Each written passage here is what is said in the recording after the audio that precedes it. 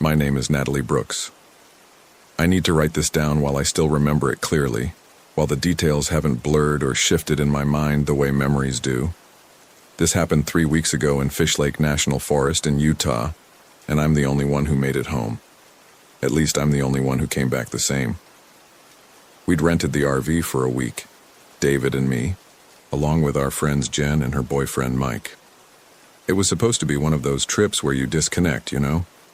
No cell service, no emails, just the four of us and some decent hiking trails. David had been working 60-hour weeks at the firm, and I'd been traveling constantly for my job training corporate teams. Jen wanted to photograph the aspen groves. Mike just wanted to fish.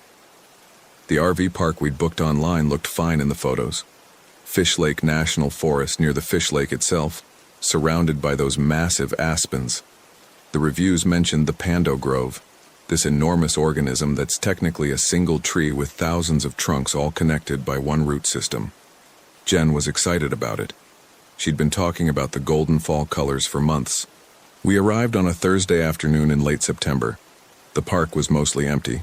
Just our RV, one other fifth wheel at the far end, and a pickup truck with a camper shell near the entrance.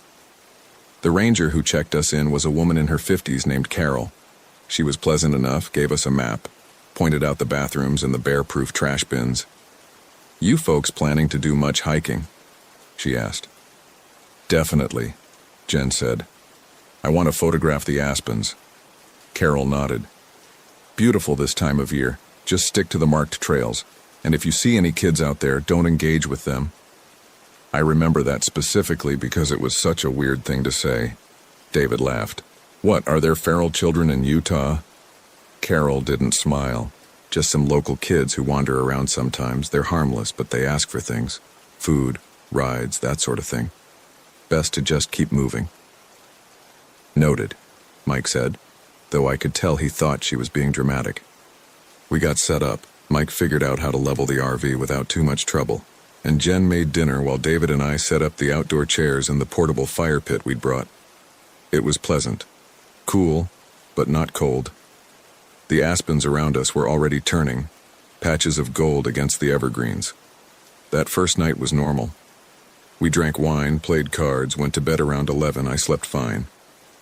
The next morning, Jen wanted to hit the trails early for the light. We had breakfast, packed some sandwiches, and headed out around 7. The trail Carol had recommended was called the Lakeshore Loop, supposedly an easy 5 miles around the lake with great views of the aspens. The parking area at the trailhead had 2 other cars. We saw an older couple heading back to their vehicle as we started out, but otherwise the trail was empty.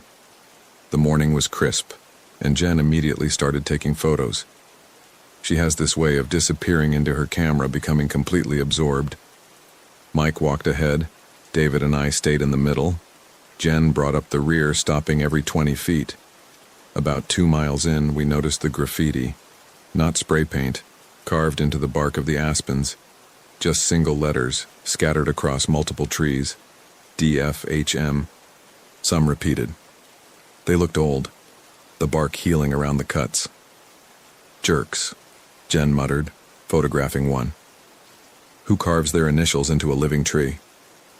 "Everyone did that when we were kids," Mike said. "Still makes you a jerk." We kept walking. The trail curved away from the lake into denser forest. This was where the Pando Grove started, according to our map. All the trees around us, technically the same organism. It was beautiful, but also a little unsettling. Thousands of identical white trunks stretching in every direction, their leaves rustling with this synchronized quality that made them feel almost alive in a conscious way. David stopped. "Do you hear that?" We all went quiet. At first I didn't hear anything unusual, just wind, leaves, maybe some birds. Then I caught it, a rhythmic sound like someone hitting wood against wood. Tap, tap, tap. Pause. Tap, tap, tap. "Woodpecker?" I suggested. "Wrong rhythm," David said. He was into birds, could identify dozens of species by their calls. "That's not a bird." We stood there listening for maybe 30 seconds. The tapping stopped. Mike shrugged and started walking again. The rest of us followed. We saw the boy about 10 minutes later.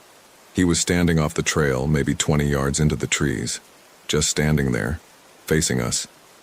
He looked maybe 8 or 9 years old, wearing a red hoodie and jeans. His hands were in his pockets. He was smiling. "Hey," Jen called out. "You okay?" The boy didn't respond. He just kept smiling. Mike looked at me and David. "That's one of those kids the ranger mentioned." "Should we ask if he's lost?" I said. David started walking toward the boy. "Hey, buddy, are your parents around?" The boy tilted his head but didn't say anything. His smile didn't change. It was a nice smile, friendly, but it didn't quite reach his eyes. Or maybe it did, and that's what bothered me. The smile was too complete, too perfect. David got within about 10 feet before he stopped. Later, he told me the boy's eyes were wrong. Not the color or the shape, but the way they looked at him. Too steady, too focused, like the boy wasn't really a kid at all, but something wearing a kid's face. "Where are your parents?" David asked. The boy's smile widened slightly. "Where are yours?" It wasn't a bratty comeback. His voice was flat, genuinely curious. "They're not here," David said slowly. "Do you need help finding your parents?" "No," the boy said. "Do you need help finding yours?" I felt Mike tense beside me. Jen lowered her camera. "We're just hiking," I called out. "We should probably get going." The boy looked at me then. Really looked. "Where did you come from?" "The RV park," I said. "Down by the lake." "No," he said patiently. "Where did you come from before?" None of us answered that. David backed away, rejoining us on the trail. "Let's keep moving," he said quietly. We did. None of us looked back, but I could feel the boy watching us, that smile burning into my spine. Jen finally spoke when we were a good distance away. "That was fucking weird. Carol warned us," Mike said. "She said they ask for things. That kid was just strange." "Let's just finish the hike," David said. 5 miles, right? We're probably halfway." We weren't halfway. According to my fitness tracker, we'd done about 2.5 miles, but the trail seemed longer than expected. The markers were inconsistent. Sometimes a wooden post with a distance carved into it. Sometimes just a faded paint mark on a tree.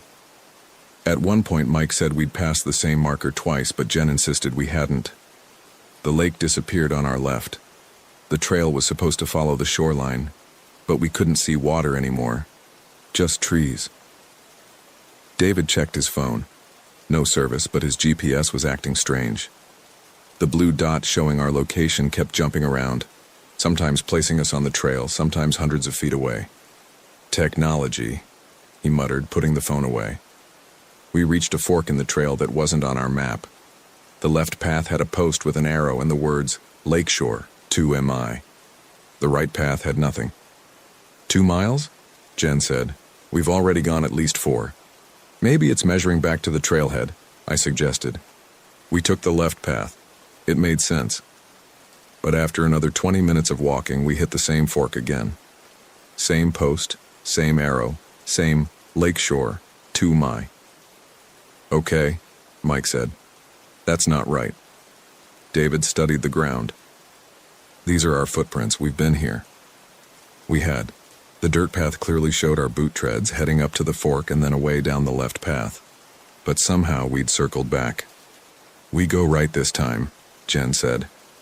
"There's no marker," David pointed out. "I don't care." Left brought us in a circle. We went right. The trail narrowed, became rockier. The aspens thinned out, replaced by pines and scrub oak. This didn't feel like the maintained trail we'd started on. I was about to suggest we turn back when we rounded a bend and saw the lake again, far below us. "There," Mike said, relieved. We just got turned around. The trail descended sharply. My knees were starting to hurt. I hadn't brought my brace, stupid, and I lagged behind. David stayed with me, patient. Ahead, Jen was taking photos of the lake, the afternoon light turning everything golden. Mike had his phone out, probably checking the GPS again. I heard the tapping again. Tap, tap, tap. Pause. Tap, tap, tap. "You hear that?" I asked David. He nodded. We both scanned the trees but saw nothing. Let's catch up, he said. We'd closed maybe half the distance when Mike stopped so suddenly that Jen bumped into him. What? She said. Mike pointed at something on the trail. We got closer and saw it. A backpack. Dark blue, expensive looking. It was sitting in the middle of the path, propped against a rock like someone had carefully placed it there. Did someone drop this? Jen said. Mike crouched beside it. It's not dusty or weathered. This hasn't been here long. Should we open it? Probably has an ID inside, David said. Mike unzipped it. The backpack was full. Water bottles, a first aid kit, energy bars, a fleece jacket. Normal hiking supplies. There was a small pocket on the front, and Mike checked that too. He pulled out a wallet.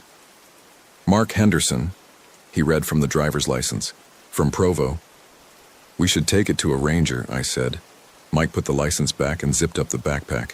He stood, slinging it over his shoulder. Yeah, we'll drop it off when... He stopped mid-sentence, looking past us, back up the trail. The boy was there, standing maybe 30 feet away, hands still in his pockets, still smiling. That's his, the boy said, pointing at the backpack. We're going to return it, Mike said. He doesn't need it anymore. The four of us looked at each other. David took a step forward. Do you know Mark Henderson? The boy didn't answer. He just kept smiling. Where is he? David asked. Where are you? The boy replied. I'd had enough. Come on, let's go. We walked past the boy, giving him a wide berth. He didn't move, didn't turn to watch us, just stood there smiling at nothing. The rest of the hike back should have taken maybe 45 minutes. It took almost 3 hours. The trail kept shifting, or we kept taking wrong turns, or something was wrong with our sense of direction. By the time we made it back to the parking lot, it was getting dark and we were all exhausted and rattled. That kid, Jen said as Mike drove us back to the RV park. Something's really wrong with him. Developmentally disabled, maybe, I offered, though I didn't believe it. His questions were too deliberate, David said. He was messing with us. The backpack, Mike said. Should we really report it? Of course we should, Jen said. Someone's missing their gear. But none of us went to find Carol that night. We made dinner, drank more wine than we probably should have, and went to bed early. I remember lying in the dark beside David, listening to the wind in the aspens. It sounded like whispering, like thousands of voices all saying the same thing, just slightly out of sync. We should leave tomorrow, I said. Because of a weird kid? Because I don't like it here. David was quiet for a moment. Let's see how we feel in the morning. I didn't sleep well. I kept dreaming about the boy, except in my dreams he was asking different questions. Where will you be tomorrow? What will you remember? When did you stop being real? I woke up around 3 a.m. and couldn't fall back asleep. I got up, careful not to wake David, and went to the bathroom. On my way back, I glanced out the window. The boy was standing at the edge of our campsite, just standing there in the dark, facing our RV, still smiling. I jerked back from the window, heart hammering. When I looked again, he was gone. I didn't mention it to David in the morning. I told myself I'd been half asleep, still dreaming, but I knew I'd been awake. Jen made omelets for breakfast. Mike reported the backpack to Carol, who seemed unsurprised and said she'd look into it. We decided to have an easy day. No hiking, just hanging around the campsite, maybe driving into town for supplies. David wanted to fish. The lake was stocked with trout, supposedly good this time of year. Mike said he'd go too. Jen wanted to edit photos. I said I'd read. The guys left around 10. I tried to focus on my book, some thriller that everyone had been recommending, but I kept reading the same page over and over. Jen was inside the RV working on her laptop. I heard her swear occasionally, probably fighting with her editing software. I dozed off in my chair. When I woke up, my neck was stiff and my mouth was dry. I checked my phone. 2:47 p.m. I'd been asleep for over 4 hours. I went inside. Jen wasn't there. Her laptop was closed on the table, her camera bag beside it. I called her name. No answer. I checked the bathroom, the bedroom, empty. I stepped outside and called again. Jen. Nothing. The campground was silent except for the wind. I walked around the RV, checked the other campsites visible from ours. The fifth wheel at the far end looked empty, curtains drawn. The pickup with the camper shell was gone. I tried Jen's cell phone. Voicemail immediately. Either dead or no service. I stood there trying to decide what to do. David and Mike had the car. They'd driven to a different access point for the lake, maybe 15 minutes away. I didn't know exactly where. I waited. 20 minutes? 30. I kept checking my phone, willing it to ring. I walked to the ranger station, a small cabin near the entrance, but Carol wasn't there. A handwritten sign said back by 3:30. At 3:45, I heard the car. Relief flooded through me. David and Mike were back, but when they got out of the car, they were alone. "Where's Jen?" Mike asked immediately. "I thought she was with you." "What?" "No, she was here with you." I explained about falling asleep, waking up to find her gone. Mike's face went pale. "How long has she been missing?" "I don't know. At least an hour, maybe more." David was already on his phone, trying to call her. Nothing. "We need to tell the ranger." Carol was back at her station. She listened to our story with an expression I couldn't quite read. Concern, yes, but also something else. Resignation, maybe. "People don't just vanish," Mike said. His voice was tight, controlled. "She has to be somewhere nearby." "I'll call it in," Carol said. "Get a search organized, but it'll be dark in a few hours. We need to start looking now." She drove us around the campground in her ranger vehicle, calling Jen's name through a megaphone. We checked the bathrooms, the trash area, the trailheads. Nothing. Carol radioed for additional personnel. Within an hour, there were 4 rangers searching, plus a sheriff's deputy who'd driven up from town. They asked questions. When did we last see her? What was she wearing? Did she seem upset about anything? Was she experienced in the outdoors? The temperature dropped with the sun. By 7 p.m., they called off the active search until morning. Too dangerous in the dark, they said, but they'd keep looking at first light. Mike refused to leave. He and David took flashlights and walked the trails near the campground, calling Jen's name until their voices went hoarse. I stayed at the RV in case she came back. I sat in my chair, wrapped in a blanket, watching the darkness between the trees. At some point, David returned, convinced Mike to get some rest. We all tried to sleep. I don't think any of us really did. The next morning, a full search and rescue team arrived. 12 people, dogs, drones. They had us describe Jen again, give them recent photos. They spread out across the forest in a grid pattern. They found her at 3:37 p.m. She walked into the campground from the trail we'd hiked 2 days before. Just walked in like she'd been out for a stroll. She was wearing the same clothes, carrying her camera. She looked tired but unharmed.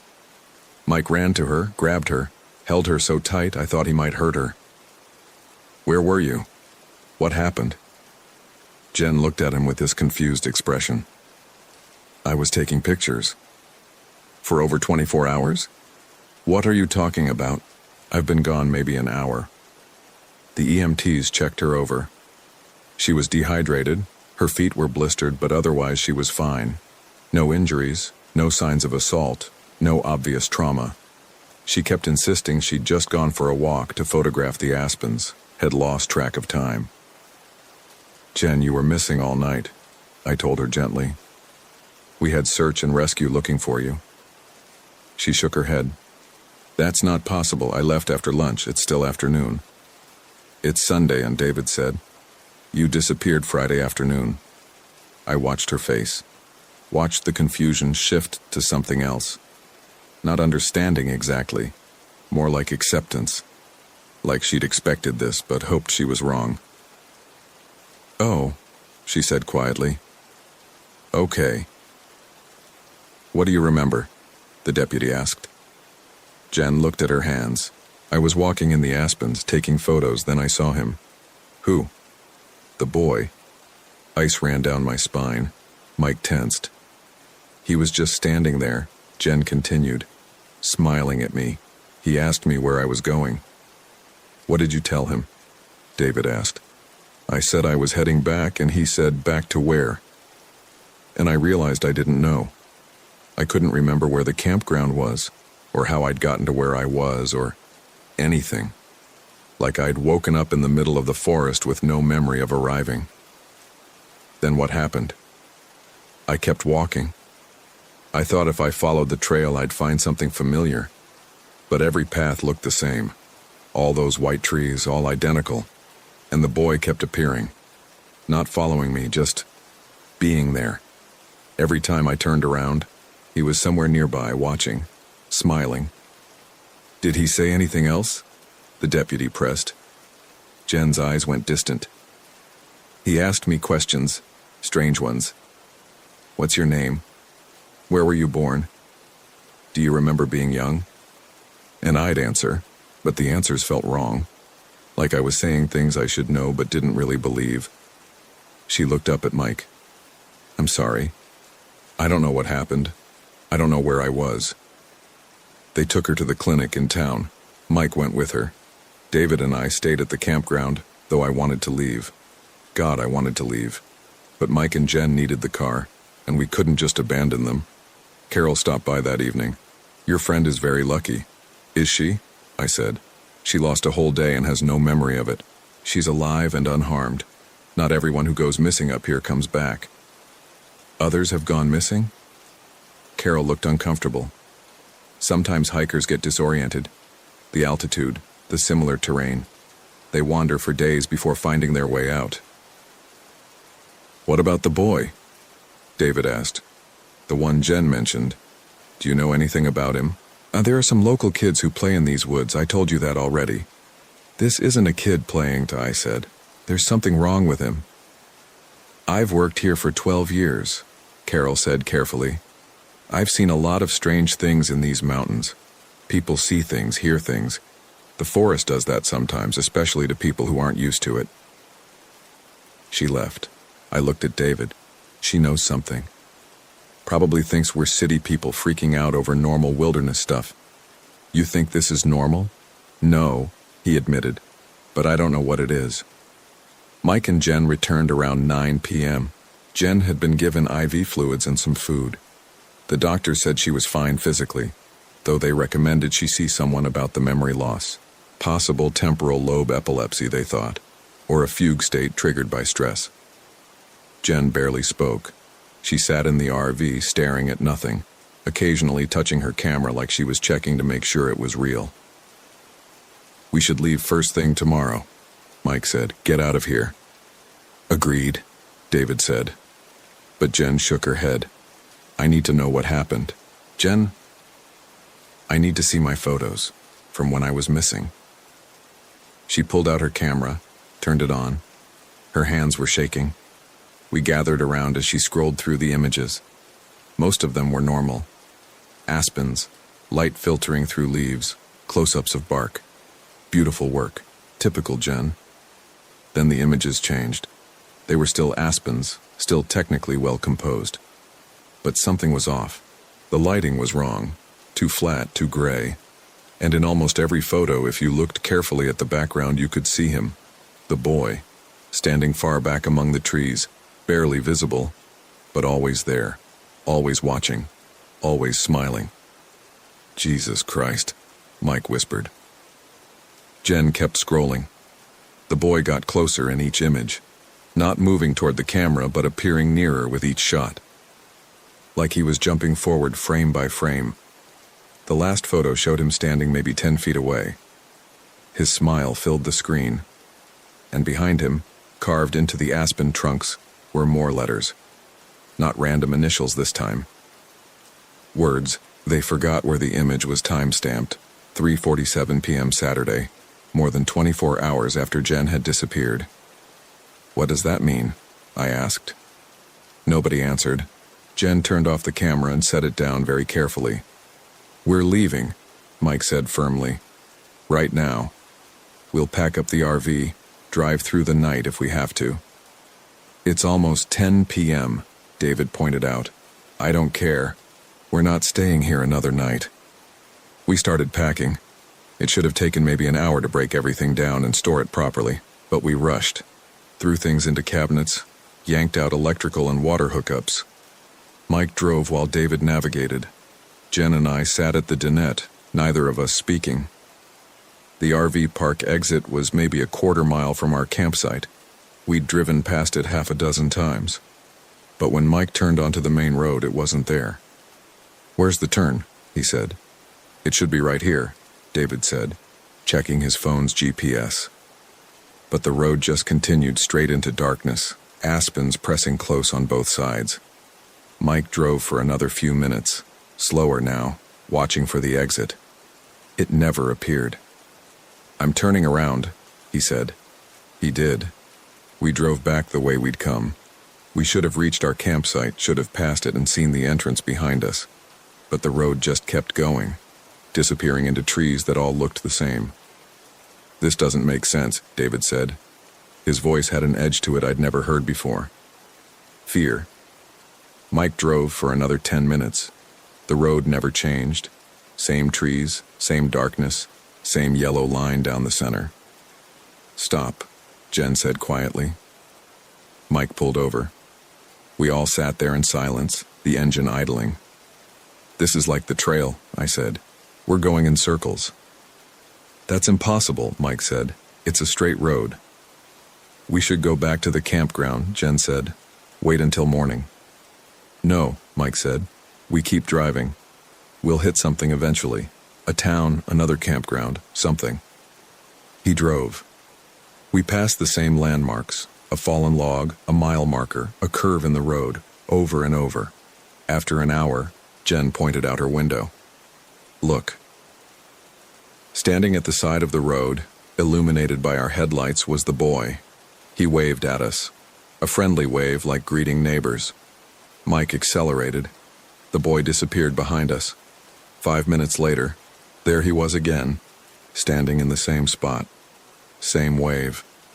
"Stop looking at him," David said. "Just focus on driving." We saw the boy 17 more times before Mike finally pulled back into the campground defeated. It was almost 2 a.m. We were exhausted, terrified, and trapped.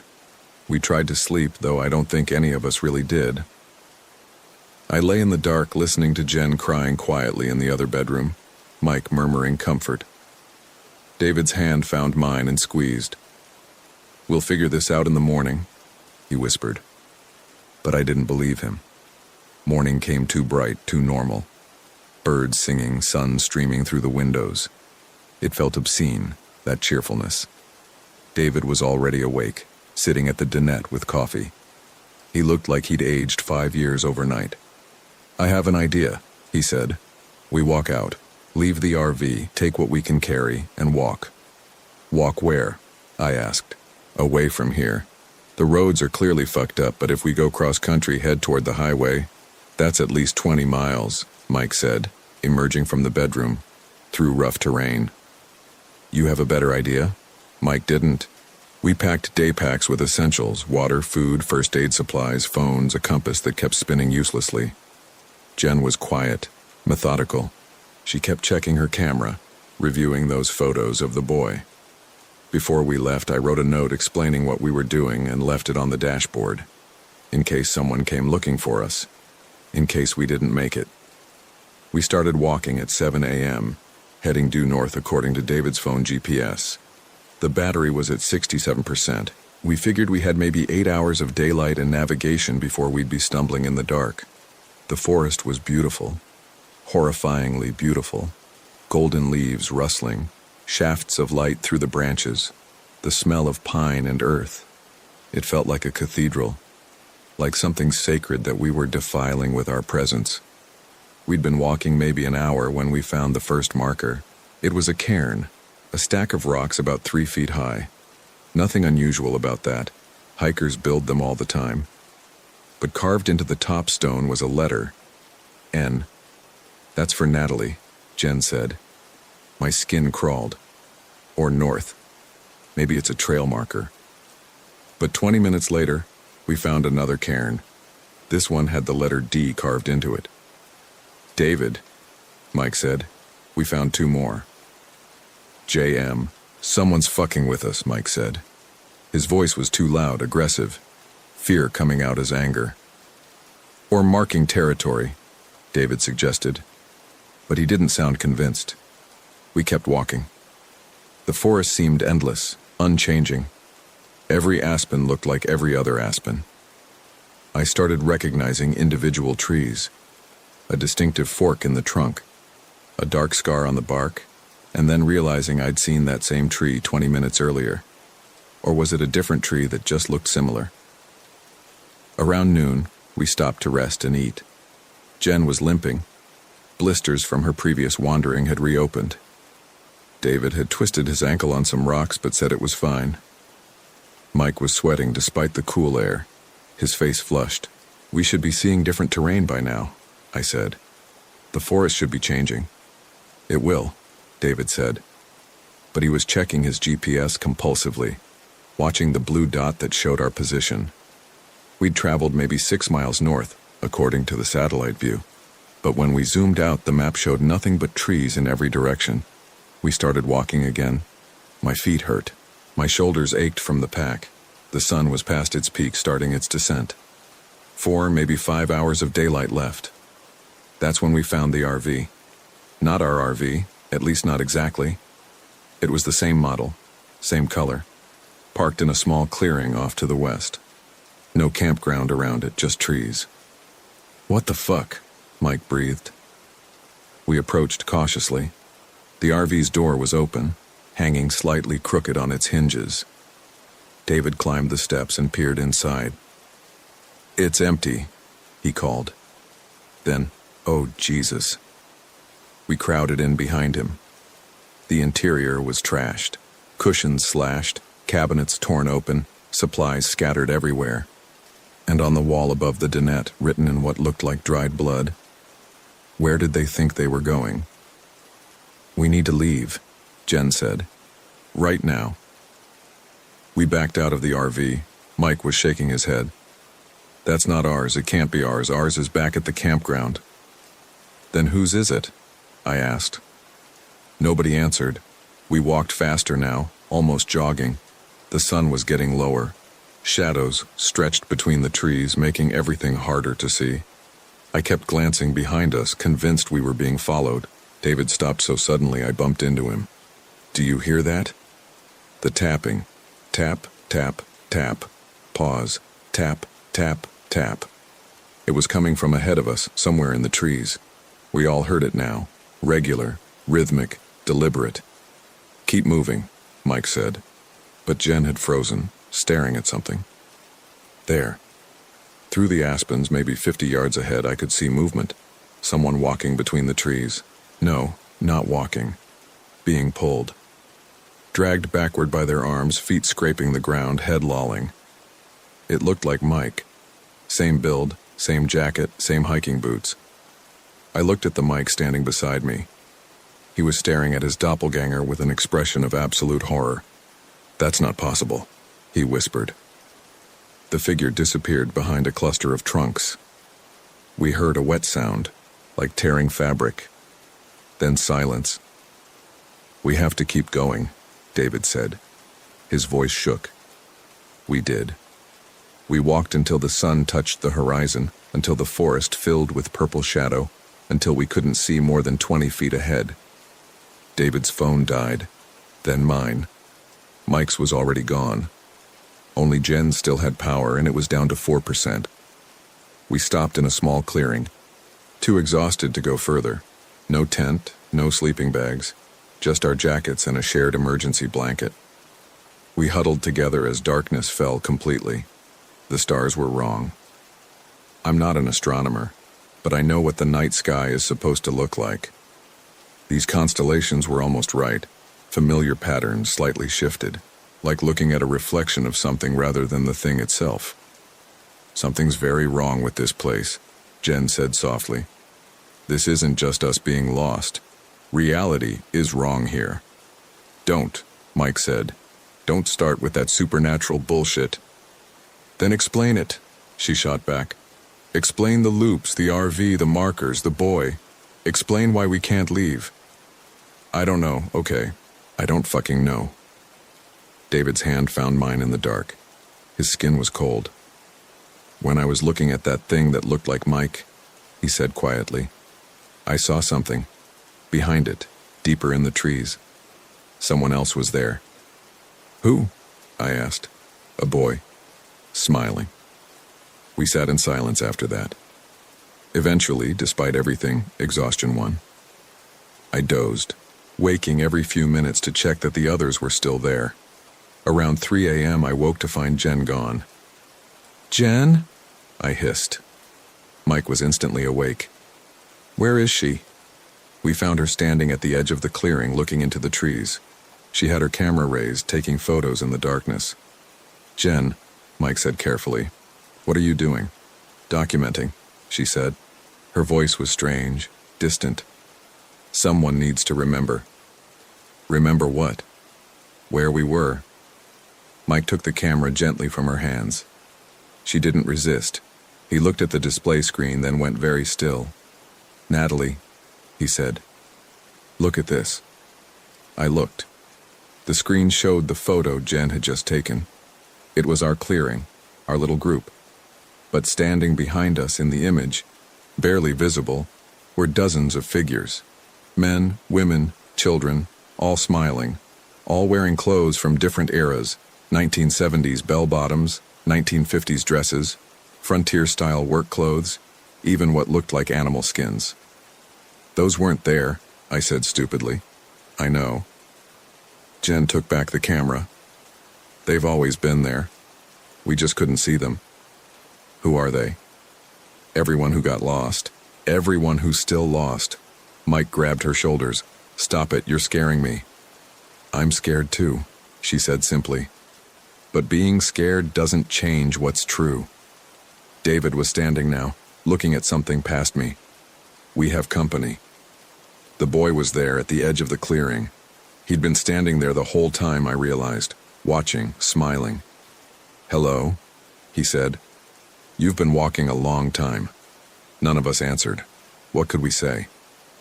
"Do you remember where you're trying to go?" the boy asked. "Home," Mike said. "We're trying to go home." "Where's that?"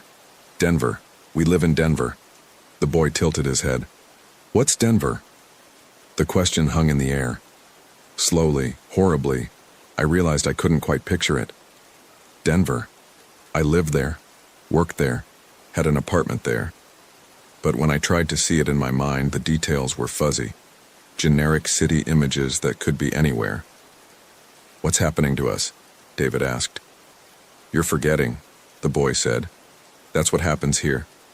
People forget where they came from, who they were, why they thought any of it mattered. Eventually they forget they're forgetting. Then they just become part of the forest." "Like those people in Jen's photo," I said. The boy nodded. "They forgot. But don't worry. You'll forget too.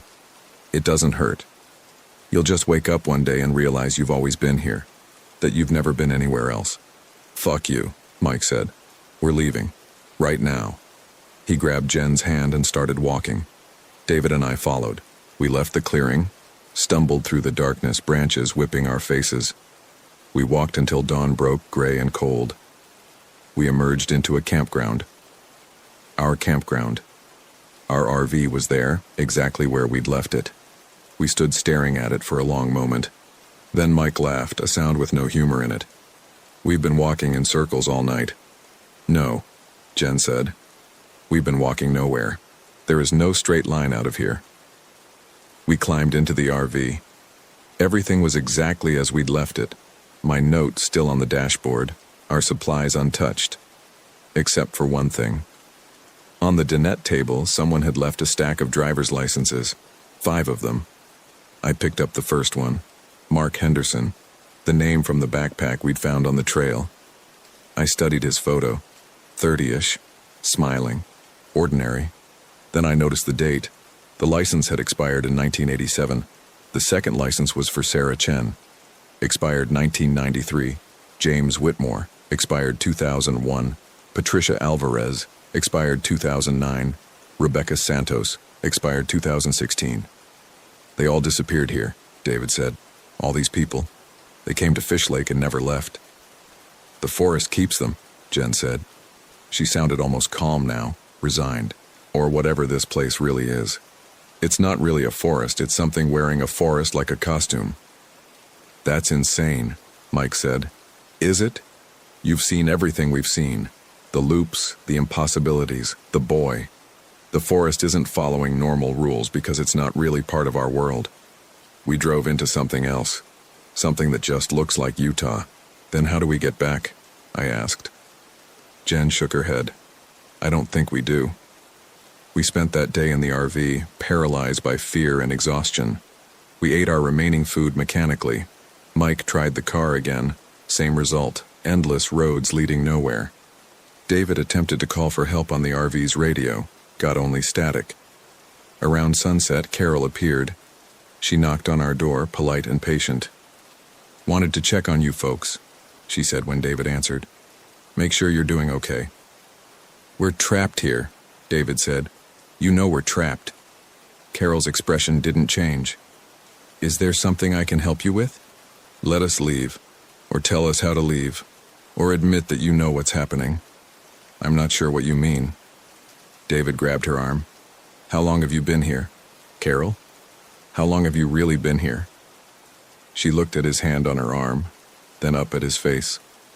When she smiled, it was almost kind. I stopped counting after the first 100 years, she said. After a while, the numbers stopped mattering. David released her. She smoothed her uniform sleeve. You seem like nice people, she said. You'll be happy here once you adjust. Everyone is, eventually. The forest takes care of its own. She walked away, disappearing into the trees before reaching the ranger station, just melted into the shadows like she'd never been solid in the first place. That night, David started forgetting. He was trying to tell a story about our honeymoon in Mexico, but he couldn't remember the name of the resort. Or the city. Then he couldn't remember Mexico clearly. Just a vague sense of beaches and heat. It was somewhere tropical, he said, frustrated. We went somewhere tropical. I'm sure of it. Cabo, I told him. We went to Cabo San Lucas. We stayed at the Pueblo Bonito. We went snorkeling and you got sunburned and complained for 3 days. Right, he said, but his eyes were uncertain. Right, Cabo. Of course. By midnight, he couldn't remember his job. By 2 a.m., he wasn't sure if he had parents. By dawn, he looked at me and asked who I was. I'm Natalie, I said, crying. I'm your wife. We've been married for 6 years. Wife, he repeated. That's when two people live together? Yes, we love each other. We have a life together. Okay, he said agreeably. That sounds nice. Mike and Jen held out longer, maybe because they had each other to anchor to. They spent the day telling each other stories from their past, how they met, their first date, their families, their friends, trying to keep the memories solid by speaking them aloud. But by the second night, Jen couldn't remember her last name. By the third day, Mike forgot what state he'd grown up in. By the fourth, they couldn't remember why they'd come here in the first place. I was forgetting too. I knew I was. Important things were slipping away, replaced by a comfortable blankness. Did I have siblings? I thought maybe I did, but I couldn't picture their faces. Where did I go to college? Did I go to college? What was my job again? On the 5th day, I woke up alone in the RV. The others were gone. I found them sitting outside around a fire pit, talking and laughing. Carol was there too, and 2 other people I didn't recognize. They all looked happy. Natalie, Jen called, waving. Come join us. I walked over slowly. David smiled at me, friendly but distant, like I was a pleasant acquaintance rather than his wife. We were just talking about the forest, Mike said. How beautiful it is. How peaceful. Don't you want to leave? I asked. They all looked confused. Leave? Jen said. Why would we leave? This is where we live. No, I said, but my voice was weak. No, we're from somewhere else. Somewhere with buildings and cars and... You're tired, Carol said gently. Why don't you rest? Everything will make sense when you wake up. I went back to the RV. I lay down on the bed. But I didn't sleep. I couldn't let myself sleep. I knew if I did, when I woke up, I'd be like them. Happy, content, empty. I started writing this, writing everything I could remember before it slipped away. I wrote about Denver, about my job, about my parents and my childhood and my life before this place. I wrote about finding the boy, about Jen disappearing, about the endless loop of roads and trails. I wrote about David asking who I was. My hand is shaking now. I keep stopping to look at what I've written, to reread it, because I'm already starting to forget. The words look strange. Did these things really happen? Was I really someone named Natalie Brooks who lived in Denver and had a husband and friends? Or have I always been here, in this RV, in this forest that goes on forever? The boy is standing outside my window. I can see him in the darkened glass, his reflection superimposed over my own. He's smiling. He's always smiling. He's not asking questions anymore. He doesn't need to. I'm writing this in case someone finds it. In case someone else drives into Fish Lake National Forest looking for a peaceful camping trip. Maybe they'll find this journal. Maybe they'll read it and turn around, drive away, refuse to stop no matter what they see or hear. Or maybe they'll read it and not believe it. Maybe they'll think it's a joke, a creative writing exercise, some kind of viral marketing for a horror movie. I hope they believe it, I hope they run, because I can feel it now, that gentle forgetting. It's like drowning in cotton, like sinking into warm water. Everything I was, everything I knew, it's all fading. And the worst part is that it doesn't hurt. It feels peaceful, like coming home after a long, exhausting journey. David just knocked on the door. "Natalie," he called, "are you coming outside? We're roasting marshmallows." I almost answered, almost opened the door and went out to join them. They looked happy out there by the fire, they looked content. But I forced myself to keep writing, to hold on just a little longer. My name is Natalie Brooks. I live in Denver, Colorado. I have a job training corporate teams. I have parents who live in Michigan. I have a life outside this forest. I have to believe that. I have to hold on to it, but I can't remember their faces anymore. My parents. Were they tall? Short? What color were their eyes? What color are my eyes? I just looked in the mirror. I couldn't see myself clearly. The reflection was blurry, indistinct, like I'm already fading. The boy is tapping on the window now. Tap, tap, tap. Pause. Tap, tap, tap. He wants to come in. Or maybe he's already inside, and I'm the one outside looking in. I can't tell anymore. David's calling my name again. He sounds worried. I should go to him. I should help him. He's forgotten something important and I need to remind him, but I can't remember what it is. The forest is beautiful today. Have you seen it? The aspens are turning gold and the light filtering through the leaves looks like honey. You should come visit. There's plenty of room here. We never leave. We never want to. Where are you from anyway? Where do you think you're going? Do you remember who you were? Don't worry. You'll forget soon enough. We all do. My name is something. I had a name once.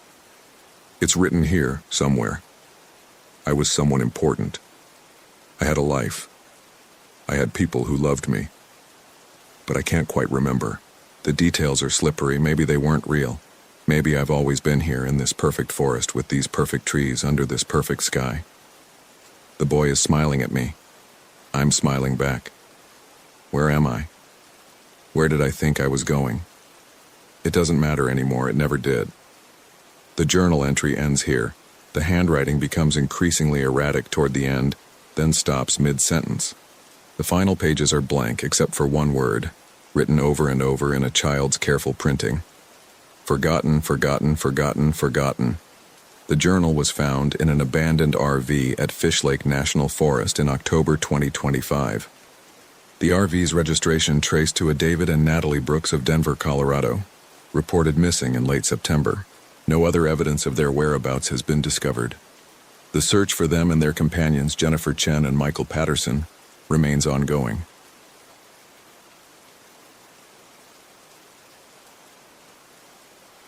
My name is Sarah Miller. This happened in the summer of 2019 when my brother went missing in the Boundary Waters for a week. When he came back, he wouldn't stop smiling. I need to write this down while I still remember it correctly, while I can still separate what's real from what might not be. The police say I'm suffering from trauma. My parents think I need professional help. Maybe they're right, but I know what I saw. I know what Marcus became. We'd rented an RV for 2 weeks that July, just the two of us, me and my little brother. Well, he wasn't so little anymore. Marcus had just turned 23, fresh out of college with a forestry degree and that restless energy young men get when they think they need to prove something. I was 26, working a desk job in Minneapolis that was slowly suffocating me. The trip had been his idea. "Come on, Sarah," he'd said over the phone. "When's the last time we did something together? Just us?" He was right. Since I'd moved out at 18, we'd drifted. Different cities, different lives.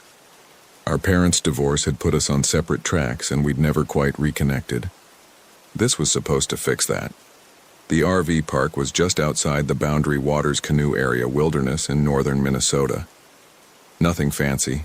30 or so sites cut into the pine forest, electrical hookups, a shower house that smelled like mildew and industrial soap. We'd chosen spot 17, tucked against the tree line with a view of the lake through the branches. That first week was good. Really good. We hiked during the day, cooked dinner on the RV's tiny stove at night. Marcus talked about his plans. Maybe work for the Park Service, maybe grad school. I told him about my job, my apartment, my boyfriend who I was pretty sure I was going to break up with when I got home. We fell back into the rhythm we'd had as kids, finishing each other's sentences, laughing at the same stupid things. The night before he disappeared, we stayed up late drinking beer and playing cards at the picnic table outside the RV. It was one of those perfect Minnesota summer nights, cool enough for a sweatshirt, the sky so clear you could see the Milky Way. "I'm glad we did this," Marcus said, studying his cards. "I missed you, Sarah." "Missed you too, buddy." He looked up at me then, and I saw my little brother again. Not the 23-year-old stranger with a beard and a college degree, but the kid who used to hide in my room during thunderstorms. "Hey," I said. "We should do this every year. Make it a tradition." He smiled, a normal smile, warm and a little lopsided. "Yeah, every year." The next morning he was gone. I woke up around 7 to find the RV empty. Marcus's bed was made, his hiking boots missing from beside the door. There was a note on the counter. "Gone for a hike. Back by lunch. M." It wasn't unusual. He'd gone on solo hikes twice already that week. I made coffee, read a book, waited. By 2 o'clock I started to worry. By 4 I was walking around the campground asking if anyone had seen him. By 6 I called the park rangers. They were professional about it. Asked me questions, took a description, organized a search for the next morning. "Happens more than you'd think," the lead ranger told me. A weathered man named Dave with kind eyes. "People underestimate the Boundary Waters. He probably just lost track of time or got turned around. We'll find him." But they didn't. The search went on for 6 days. Rangers, volunteers, even a helicopter on day 3. They found nothing.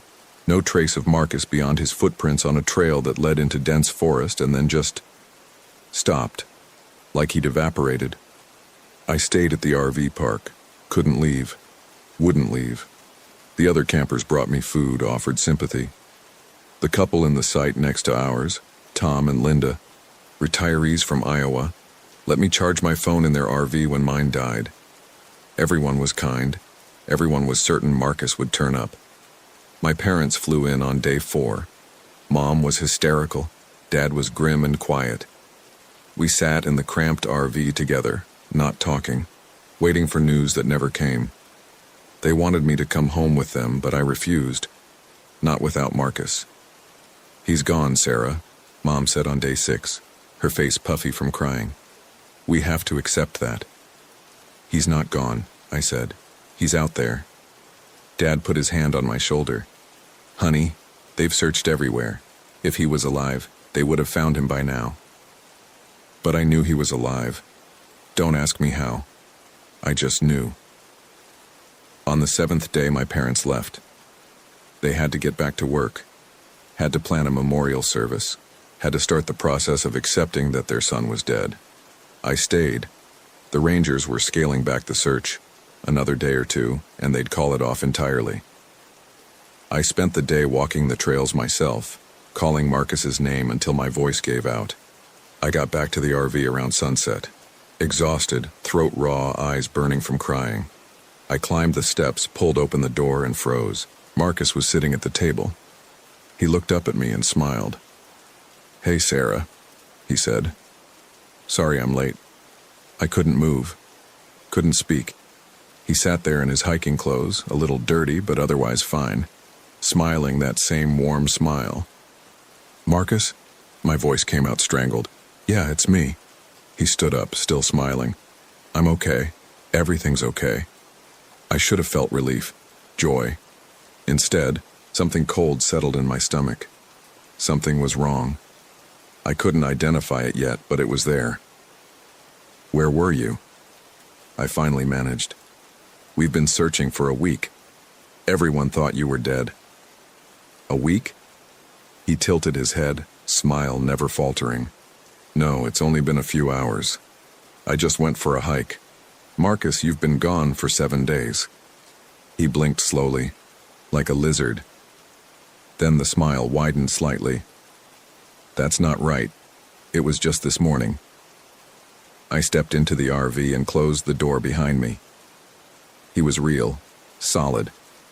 His hiking boots left dirt prints on the floor. But something about the way he stood there, perfectly still, smile fixed in place. "Are you hurt?" I asked. "Do we need to take you to a hospital?" "I'm fine." His voice was flat, pleasant. "Never better." "Marcus, where were you?" "Hiking." "For 7 days? What happened? Did you get lost? Hit your head?"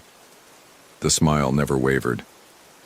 "I don't remember being gone that long, but I'm back now. Everything's fine." I pulled out my phone to call the Rangers to tell them Marcus had been found. But he moved fast, faster than I'd ever seen him move. His hand shot out and grabbed my wrist, not hard but firm. "Don't," he said, still smiling. "Not yet. I'm tired. Let me rest first. Marcus, people need to know you're safe, Mom and Dad." "Tomorrow," he interrupted.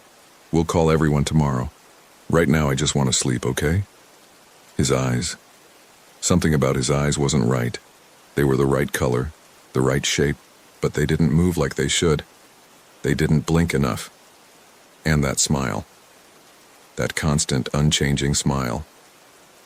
"Okay," I heard myself say. "Tomorrow." He let go of my wrist and walked to his bed at the back of the RV. Lay down, fully clothed, boots and all. Closed his eyes. The smile remained even as he appeared to sleep. I sat at the table for hours watching him. His chest rose and fell normally. He looked like Marcus. Sounded like Marcus. But my brother never slept with a smile on his face, and he'd always been a light sleeper. The smallest sound would wake him. Yet he lay there, perfectly still, breathing steady, mouth curved in that gentle smile. Around midnight, I tried to sleep. Lay in my own bed with my phone clutched in my hand, finger hovering over the dial button. I should call someone. The Rangers, my parents, 911. But call them about what? My brother came back and he's smiling too much? I must have dozed off eventually because I woke to the sound of Marcus moving around the RV. The clock said 3:06 a.m. He was standing at the counter, the smile still in place, pouring a glass of water.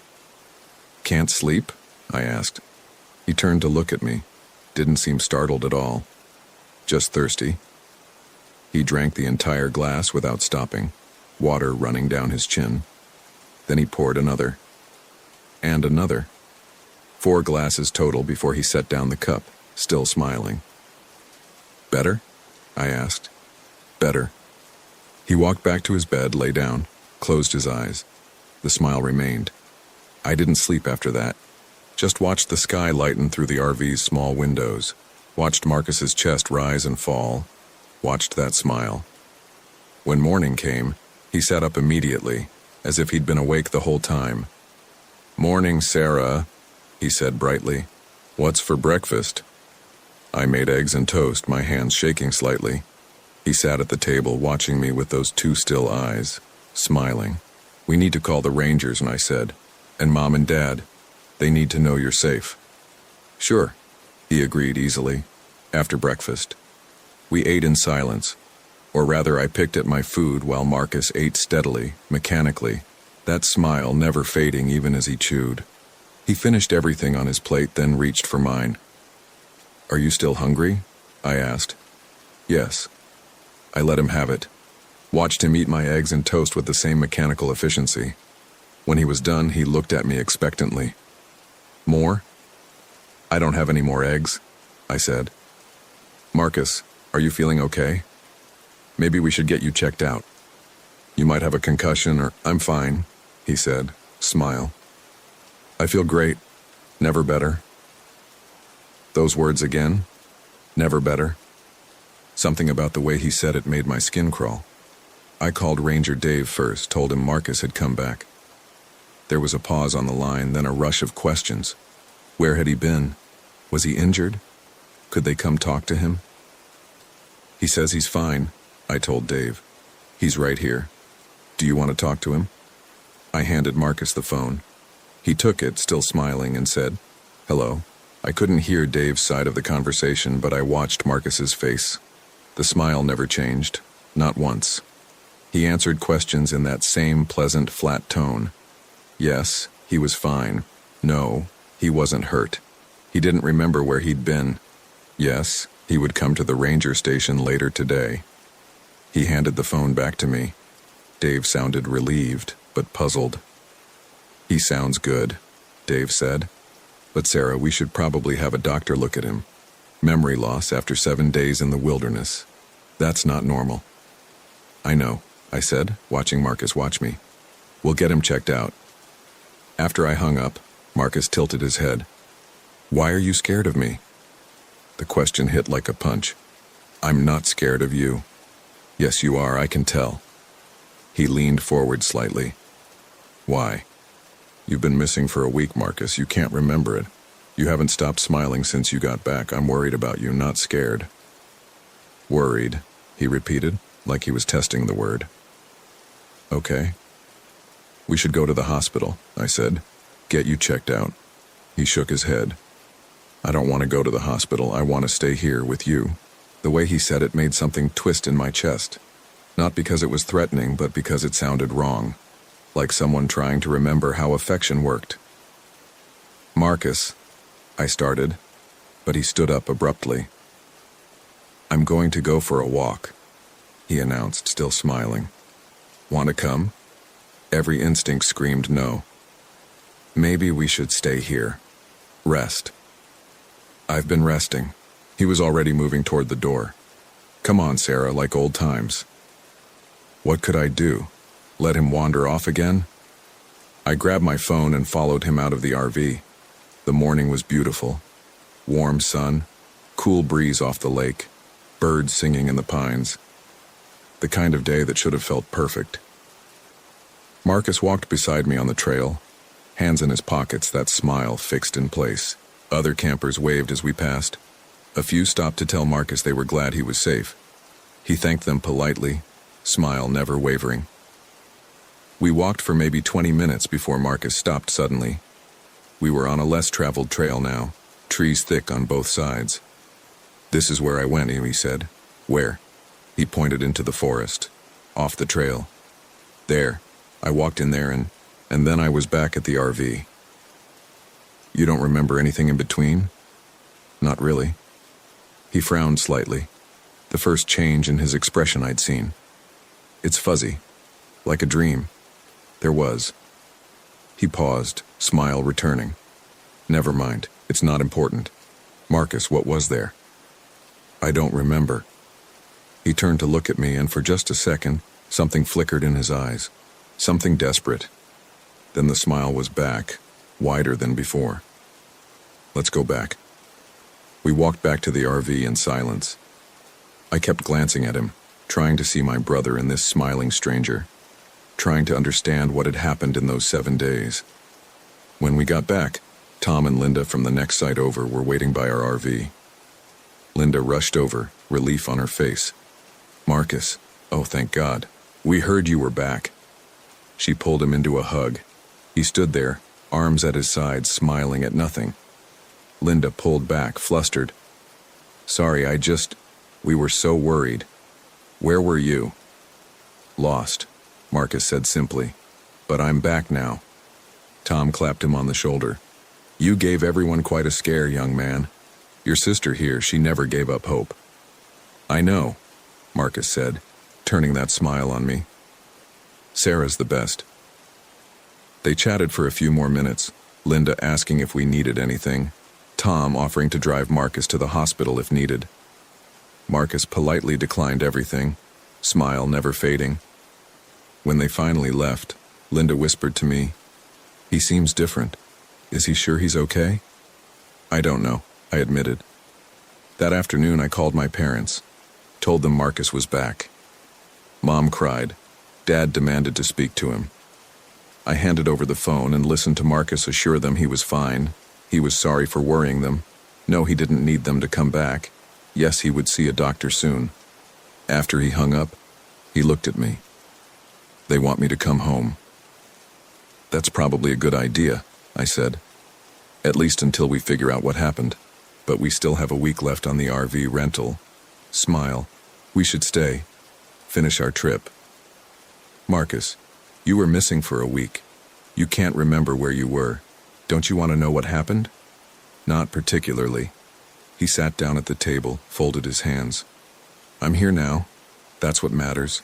I don't want to waste our time together." Our time together. The phrase hung in the air between us. "Okay," I said slowly. "We can stay, but you have to promise me you'll see a doctor when we get home. Promise." Smile. That night, I locked myself in the RV's tiny bathroom and Googled, "Person comes back wrong after disappearing." The results were mostly missing person cases and conspiracy theories. Nothing helpful. I searched personality change after being lost in woods, amnesia from wilderness survival, head injury symptoms. Everything I found suggested getting Marcus to a doctor immediately, but he wouldn't go. I knew that. And legally, I couldn't make him. He was an adult, seemed coherent despite the constant smile, and hadn't done anything threatening. What was I supposed to tell a doctor anyway? My brother smiles too much? I came out of the bathroom to find Marcus standing right outside the door, inches away, smiling. I jumped. "Jesus, Marcus, you scared me." "Sorry." He didn't move, just stood there, blocking the narrow hallway, smiling down at me. "Can I get past?" He stepped aside. As I squeezed by, he said quietly, "I'm not going to hurt you, Sarah." I stopped. "I never said you were. But you think it. I can tell." His head tilted again, that same reptilian movement.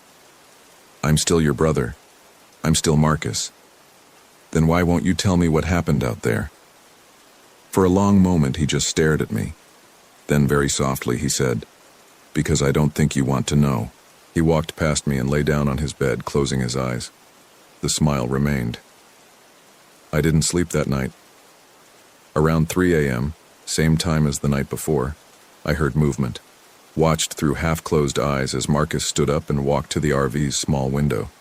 He stood there perfectly still for almost an hour, smiling at the darkness outside. The next few days fell into a disturbing routine. Marcus would wake at exactly 6 a.m. smiling. He'd eat whatever I made for breakfast with that mechanical efficiency. We'd go for a walk, always his idea, always ending at the spot where he'd entered the forest. He'd stare into the trees for a few minutes, smile never fading, then we'd return to the RV. He didn't sleep. I'm sure of it now. He'd lie down at night, close his eyes. But he was awake. Every time I'd wake up to check on him at 3:06 a.m., he'd be standing at that window, always at exactly 3:06, always smiling. The smile was getting worse, wider. His cheeks looked strained, like the muscles were locked. Once, I swear I saw his lips crack slightly at the corners. blood beading on the split skin. But when I looked again, they were fine. Other things started happening too. Small things that made my skin crawl. His clothes. He wore the same hiking outfit every day. I'd tried to get him to change, but he'd just look at me with that smile and say he was comfortable. The clothes never seemed to get dirty, despite the walks, despite him wearing them day and night. They looked the same as when he'd first disappeared. His appetite. He ate constantly. Not just meals, but anything he could find in the RV. Crackers, granola bars, an entire loaf of bread in one sitting.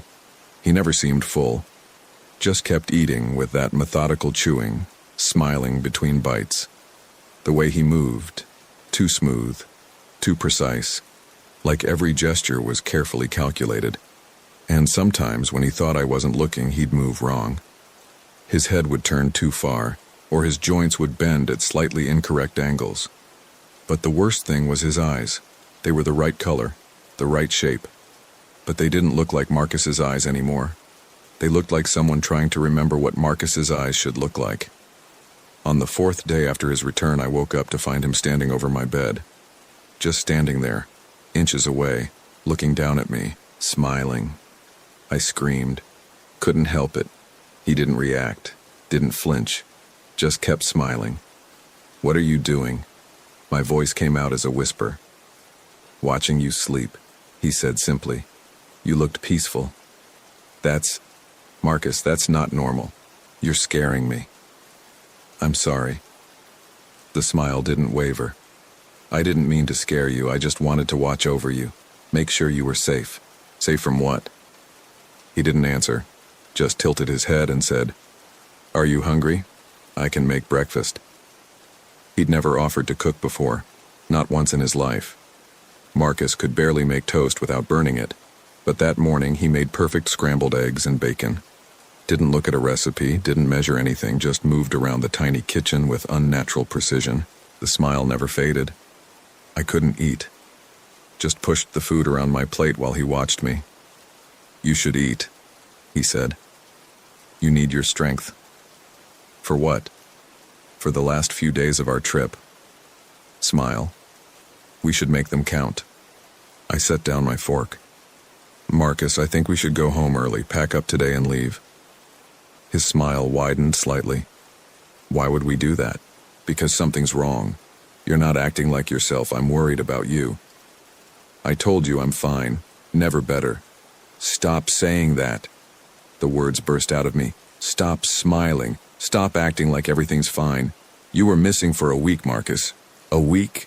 And now you're back and you're different and you won't tell me what happened and I'm scared." For a moment, just a moment, the smile faltered. His face went slack and I saw something in his eyes. Terror. Recognition. My brother trapped somewhere behind that smile. Then it snapped back into place, wider than ever. "I'm sorry you're scared," he said in that flat, pleasant voice. "But there's nothing to be scared of. I'm here. I'm fine. Everything's fine." I stood up, grabbed my keys. "I'm leaving. I'm going to talk to the Rangers and then I'm calling a doctor. You can come with me or stay here, but I can't." His hand shot out and grabbed my wrist. Same as before. Firm, but not painful. "Please don't leave," he said. The smile was still there, but his voice had changed. Deeper, older. "We've been having such a nice time. Just a few more days. That's all I need." "All you need for what?" He didn't answer. Just looked at me with those wrong eyes, smile stretching his face. I yanked my wrist free and ran. Burst out of the RV, sprinted across the campground. Heard Tom call my name as I ran past, but I didn't stop. Made it to my car, fumbled with the keys, got the door open. A hand grabbed the door before I could close it. Marcus, still smiling, breathing not at all hard despite running to catch up with me. "Sarah," he said gently, "where are you going?" "Let go of the door." "I can't do that." Smile. "We need to finish our trip." "Let go." Other campers were starting to notice now. Tom was walking toward us, Linda behind him. A ranger's truck was pulling into the park entrance. Marcus's eyes flicked toward the ranger, then back to me. The smile never changed, but something shifted in his expression. A calculation being made. "Okay," he said, releasing the door. "Okay, I'm sorry. I didn't mean to scare you. We can talk to the Rangers. We can go home early if that's what you want. Whatever makes you feel better." But I'd seen it. That brief moment of calculation. The way he'd assessed the situation, the witnesses, the Ranger. He was playing along, being what he thought he needed to be. The Ranger, a young woman named Kelly, approached us.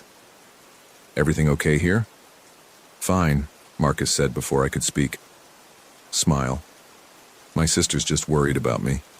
Understandable after what happened." Kelly looked at me. "Sarah, is everything okay?" What could I say? That my brother was smiling too much? That he stood over my bed while I slept? That something was wrong with him, but I couldn't explain what? "He needs to see a doctor," I said. "He's been acting strange since he came back." "Strange how?" Marcus laughed. A perfectly calibrated sound of amusement and embarrassment. "I've been a little off, I admit. Memory problems, trouble sleeping. Sarah's right. I should probably get checked out. We were just discussing cutting the trip short." Kelly nodded slowly. "That's probably a good idea. Head trauma, dehydration, lots of things can affect behavior after an experience like yours." She turned to Marcus. "You sure you don't want to go to the hospital now? I can drive you." "That's very kind," Marcus said, smile never fading. "But I think I'd rather go home first, see my regular doctor, get back to normal." "Understandable." Kelly handed me a card. "This is the number for the ranger station. Call if you need anything. And Marcus, I'm glad you made it back safe." "Thanks," he said warmly. "Everyone's been so kind." Kelly walked away. Tom and Linda had stopped their approach, watching from a distance. Marcus turned to me, still smiling. "Let's go pack up the RV," he said. "Get you home safe." We packed in silence. Marcus moved with that same unnatural precision, folding clothes, securing loose items, emptying the water tanks. I called my parents, told them we were coming home early. Mom sounded relieved. Dad wanted to know if Marcus was okay. I looked at my brother, who was smiling at me from across the RV. "He's fine. We'll be there tomorrow." The drive home should have taken 6 hours. It took 14. Because every time I tried to head toward the highway, I'd find myself going in circles. The GPS would glitch, showing us in the wrong location. Road signs wouldn't match the map. Turn that should have led to the highway instead led us back toward the boundary waters. Marcus sat in the passenger seat the entire time, smiling, not speaking, not helping navigate, just watching me with those wrong eyes as I got increasingly frantic. "This doesn't make sense," I said for the 10th time, pulling over to check the GPS again. "This road should take us to Highway 61. Why does it keep looping back?" "Maybe we're not meant to leave yet," Marcus said softly. I turned to look at him. "What does that mean?" "Nothing." Smile. "Just a thought." By sunset, we were back at the same gas station we'd passed 3 times already. The attendant gave me a weird look as I came in to ask for directions again. "You folks lost?" he asked. "I don't know how," I said. "The GPS keeps messing up. We're trying to get to Highway 61. He gave me directions. Simple, clear directions that should have been foolproof. I thanked him, got back in the car, followed his instructions exactly. 20 minutes later, we passed the same gas station again. Marcus laughed, not his normal laugh, something else, something that made my blood run cold. I pulled over, hands shaking. "What's happening?" "We're going in circles," Marcus said pleasantly, "like we're caught in something." "This isn't funny." I'm not laughing, but he was smiling, always smiling. I grabbed my phone, no signal. There had been a signal at the gas station I'd checked, but now, nothing. "Marcus, what did you do out there?" My voice cracked. "In the forest. What happened to you?" He turned to look at me fully. The smile was so wide now it looked painful. The corners of his mouth had definitely split. I could see thin lines of blood. "I got lost," he said. "I walked into the trees, and I got lost. And something found me." "What's something?" "I don't know what it was. I don't even remember most of it. Just pieces, flashes." His voice had changed again, deeper, resonating in a way that human voices shouldn't. It was old, hungry, and it was tired of being alone. Marcus is still in here," he interrupted. "I can feel him, screaming, always screaming, but I'm stronger, and I need—" The smile stretched impossibly wider. "I need more time. Just a little more time with you, Sarah. My sister, his sister. The memories are so warm, so bright." I lunged for the door handle. It wouldn't open. None of the doors would. The locks clicked down automatically over and over even as I tried to pull them up. "Don't be scared," the thing wearing Marcus's face said. "I'm not going to hurt you. I just want to understand. These feelings. This love. I've never felt anything like it before. Marcus's memories of you, they're beautiful. I want to keep feeling them. Let me go." I was crying now. "Please, let me go." "Soon," it said. "Just a few more days, then I'll let you go. I promise. I just need to understand what it means to be human. What it means to love someone. And you're the key to that, Sarah. You're what makes Marcus human." The car started moving on its own. The steering wheel turned under my hands, but I wasn't controlling it. We drove through the darkness, past the gas station, past the campground, onto roads I didn't recognize. The GPS showed nothing but static. I don't remember when I stopped fighting. When I just sat there, numb, while the thing that looked like my brother drove us deeper into the wilderness. The smile never faded. Those wrong eyes never blinked. Eventually, we ended up back at the campground, back at Spot 17. The RV was still there, exactly as we'd left it that morning. Like no time had passed at all. "Home again," Marcus's voice said. "Let's go inside. I'll make dinner." I got out of the car like a puppet on strings, followed him into the RV, watched him make pasta with that unnatural precision, still smiling, blood trickling from the corners of his stretched mouth. "You should eat," he said, setting a plate in front of me. "Keep your strength up." "For what?" I whispered. "For tomorrow. And the day after. And the day after that." He sat across from me, tilted his head. "Until I understand. Until I figure out what it means to be Marcus. What it means to be human. And then I'll let you go, I promise." The smile widened even further. I heard something crack, bone or cartilage. "But not yet. Not until I'm done learning." That was 3 days ago, or maybe longer. Time doesn't work right here anymore. The sun rises and sets, but it doesn't feel like real time passing. More like a loop. The same day playing over and over. The thing that looks like Marcus makes me breakfast every morning. We go for walks. We sit at the picnic table and talk about memories. His memories, Marcus's memories, that he rifles through like files in a cabinet. He asks me questions about our childhood, our parents, our lives, trying to understand what makes us human. Sometimes I see other Marcus behind the smile, in brief flashes when the thing's concentration slips. My real brother, trapped, screaming, begging me to help him. But I don't know how. The other campers don't seem to notice anything wrong. Tom and Linda wave cheerfully when we walk by. Other people stop to chat, to tell Marcus again how glad they are he's safe. He responds perfectly, charmingly, smiling his terrible smile. They don't see what I see. Or maybe they do, and they're part of it. Maybe the whole campground is caught in whatever this is. A loop, a trap, a feeding ground for something old and hungry that wears human faces.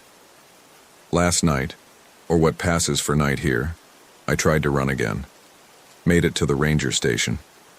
Ranger Dave was there, smiling, asking if everything was okay. I told him everything. The smile, The wrongness. The loops. The thing that used to be my brother. He listened patiently, his smile never fading. When I finished, he said, "That's quite a story, Sarah, but you know what I think? I think you're just tired, stressed from the ordeal. Why don't you go back to the RV and get some rest? Everything will look better in the morning." His smile was too wide, his eyes didn't blink right. I ran back to the RV. Marcus was waiting, sitting at the table, smiling. "You can't leave," he said gently. "None of us can. This place. It keeps what it catches. I learned that. In the forest. When I was caught." "How long?" I asked.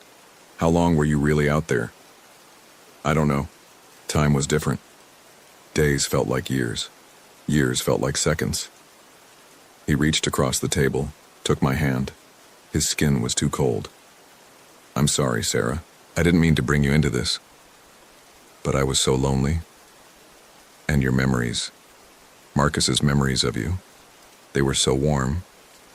I just wanted to feel that warmth. Please," I whispered. "Please let me go. I can't." Something that might have been sadness flickered in his eyes. "It won't let me. It won't let any of us. We're all caught now. You, me, everyone here. Stuck in this loop until..." He trailed off. "Until what?" "Until it's finished with us. Until it's learned everything it wants to learn." He squeezed my hand. "I'm sorry, Sarah. I'm so sorry." His smile stretches wider and wider. I think soon his face will split completely. I think that's when it will be finished with Marcus. When there's nothing left of my brother to wear. And then it will need someone else. I'm writing this on my phone while the thing that looks like Marcus sleeps. Or pretends to sleep. I don't know if anyone will ever read it. I don't know if the messages I've tried to send actually go anywhere, or just loop back into this place. But if you're reading this, if you're planning a trip to the Boundary Waters, if you see an RV at spot 17 with a smiling man who doesn't blink right, keep driving. Don't stop. Don't help. Don't let it catch you too. It's 3:06 a.m. Marcus just stood up. He's walking to the window, still smiling. In a few hours, the sun will rise, or seem to. We'll have breakfast, we'll go for a walk. He'll ask me more questions about what it means to be human. And I'll answer, because what else can I do? My name is Sarah Miller.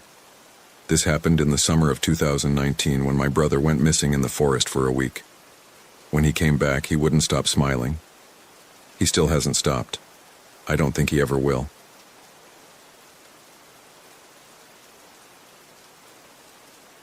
My name is Jacob Reed. I'll never forget the whispers that surrounded our RV in Yellowstone. Whispers that didn't belong to any human tongue. It was late September 2019, and my girlfriend Emma and I decided to take a week-long camping trip before winter set in. We'd been together for 3 years and things had been tense lately. I'd been working 60-hour weeks at the accounting firm, and she'd been dealing with the stress of her mother's declining health. We needed this trip. We needed to remember why we'd gotten together in the first place. Yellowstone seemed like the perfect choice. We rented a small RV, nothing fancy, just a 22-footer with a kitchenette and a bed over the cab. Emma had never been, and I'd only visited once as a kid. I barely remembered it. Just vague impressions of geysers and tourists with cameras.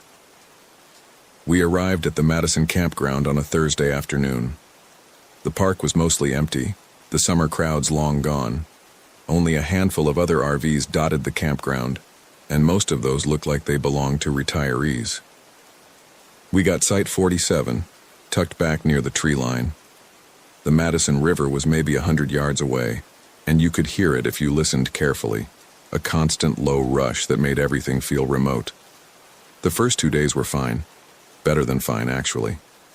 We hiked to Artist Point and watched Old Faithful do its thing. Emma took maybe 200 photos, and we had sex for the first time in a month. I remember thinking that maybe we'd turned a corner, that this trip was exactly what we needed. The whispers started on Saturday night. We'd gone to bed around 10:30, both of us exhausted from a long day hiking around Norris Geyser Basin. The RV's heater was running, and Emma was already asleep when I heard it. this low murmuring sound like people talking just outside the walls. At first, I thought it was other campers. Maybe someone had set up next to us, even though I hadn't seen anyone earlier. But when I listened more carefully, I realized the sound wasn't quite right. It was too steady, too rhythmic, and I couldn't make out any actual words. I got up and looked out the window. The campground was dark except for a few solar lights along the path. No one was outside. The murmuring continued, seeming to come from all sides of the RV at once. Emma stirred. "What are you doing? Do you hear that?" She propped herself up on one elbow, listening. After a moment, she shook her head. "I don't hear anything. Come back to bed." I stood there for another minute, but the sound had stopped. I climbed back into bed and tried to sleep, but it took a long time. The next morning, I checked around the RV. No footprints, no signs that anyone had been near us. I mentioned it to Emma over breakfast, and she suggested it might have been the wind or maybe some animal. She wasn't dismissive exactly, but I could tell she thought I was being paranoid. Sunday night it happened again. This time Emma heard it too. We were both awake, lying in bed and talking about whether to extend the trip by a few days. That's when the murmuring started, low and steady, coming from outside.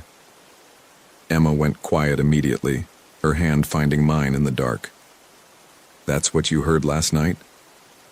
"Yeah." We listened. The sound had a strange quality to it, almost like chanting. There was a pattern to it, a rhythm that repeated every 30 seconds or so. But the actual sounds didn't match any language I recognized. It wasn't Spanish or French or anything European. It wasn't any Native American language I'd ever heard recordings of either. The syllables were all wrong, too sharp, too guttural. Emma got up and went to the window. I followed. The campground looked the same as the night before. Empty, dark, no movement anywhere. "Maybe it's coming from the river," Emma said. "Sound travels weird at night." "That's not water." "I don't know what else it could be."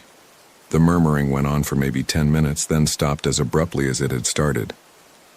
We stayed at the window for a while longer, but nothing else happened. Eventually, we went back to bed, though neither of us slept much. On Monday, we drove into the park to do some more sightseeing, trying to shake off the weirdness from the night before, but the day felt off somehow. We kept getting turned around on roads we'd already driven, and the GPS in the rental RV kept glitching out. At one point, it showed us driving through the middle of Yellowstone Lake, even though we were clearly on a paved road. "Technology," Emma said with a forced laugh, but I could tell she was unsettled too. We tried to get lunch at the Old Faithful Lodge, but when we arrived, we found out they'd closed the restaurant for the season the week before. The ranger at the visitor center had told us it would be open, but now they were saying they'd never said that. Emma argued with them for a few minutes before giving up. We ended up eating granola bars in the parking lot, watching tour buses arrive and disgorge groups of tourists who seemed normal enough. But I kept noticing this older couple in matching windbreakers who appeared at every stop we made that day. At Fountain Paint Pot, at Midway Geyser Basin, at Grand Prismatic Spring, always about 50 yards away, always watching us. I pointed them out to Emma, but she said I was being paranoid. "They're just doing the same loop we are. Everyone hits the same spots." Maybe she was right, but it bothered me anyway. That night, we stayed inside the RV. We played cards and drank some wine, trying to pretend everything was normal. Around 9, Emma got a text from her sister saying their mother had taken a turn for the worse. She tried calling back, but there was no signal. She tried 3 more times over the next hour, increasingly frantic, but nothing went through. "We should leave," she said. "I need to get somewhere with service. The ranger station is just down the road. We can drive there in the morning and use their phone. I want to leave now." "Emma, it's dark. The roads are full of bison and elk. We'll go first thing tomorrow, I promise." She wasn't happy about it, but she agreed. We went to bed early, both of us lying there in the dark, listening to the heater run. The whispers started at 11:14. I know the exact time because I was looking at my phone, refreshing it obsessively to see if we'd get a signal. This time they were louder, and they were right outside the RV, maybe only a few feet from the walls. That same strange language, those same sharp consonants and guttural sounds. But now I could hear something else underneath, a kind of wet clicking noise like someone trying to talk with a mouthful of water. Emma grabbed my arm. "Jacob, what the fuck is that?" "I don't know. Go look." "I'm not going out there." "Then look out the window." I went to the window on my side of the bed and pulled the shade aside. At first I couldn't see anything. Then, as my eyes adjusted, I noticed movement at the edge of the tree line. Shadows shifting among the pines, but they weren't moving like people. The motion was too fluid, too low to the ground. The whispers got louder. Now they seemed to be coming from multiple directions at once, from the woods, from under the RV, from above. That clicking noise intensified, and I heard what sounded like fingernails scraping against the aluminum siding. Emma was crying now, quietly, her face pressed against my shoulder. "Make it stop. Please make it stop." I didn't know what to do. I thought about starting the engine and driving out of there, but the idea of opening the door to get to the cab terrified me. Whatever was out there felt malevolent in a way I couldn't articulate. It felt wrong. The whispers continued for almost an hour. At one point I heard footsteps on the roof. Slow, deliberate steps that moved from the back of the RV to the front, then back again. Emma heard them too. We held each other and waited for whatever was going to happen next. Then, at 12:22, everything stopped. The whispers cut off mid-syllable. The scraping ceased. The footsteps ended. The only sound was our breathing and the distant rush of the river. We didn't sleep that night. We sat in bed with all the lights on, jumping at every small noise. When dawn finally came, pale and gray, we started packing immediately. That's when we realized our phones were dead. Both of them. The batteries had been at 80% the night before, but now they wouldn't turn on at all. Emma tried plugging hers into the RV's charger, but nothing happened. "This is fucked," she said, her voice shaking. "This is seriously fucked. We need to leave right now." I agreed. We threw our stuff into bags, not bothering to fold anything or pack it neatly. I went outside to disconnect the electrical hookup, and that's when I saw them. Footprints in the frost around the RV. Dozens of them, maybe hundreds. But they weren't human. The prints were too long, too narrow, and they only showed 3 toes. They circled the RV completely, overlapping each other in some places, forming intricate patterns in others. Emma came out and saw them too. She made a small choking sound and got back inside. I worked quickly, my hands shaking as I disconnected the water and electric lines. The whole time, I felt like I was being watched.